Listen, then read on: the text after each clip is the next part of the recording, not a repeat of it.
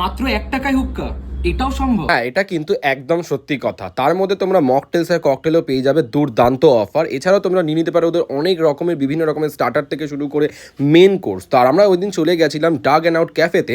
ওখানে গিয়ে ফুড আর ড্রিঙ্কসের menu card দেখে প্রথমে একটা অর্ডার করে দিই এরকম সুশি, আর সেই সুশিটা খেতে ছিল এক কথা মারাত্মক। ডিম সাম খাওয়ার পর আমরা চলে আসি পর্ন হার্গোতে। এই পর্ন হার্গোটা খেতে ছিল কিন্তু আরও মারাত্মক। আর দেন তারপর চলে আসে কিন্তু আমাদের একটা বাও, এরকম ক্রিস্পি ক্রাঞ্চি চিকেন বাও।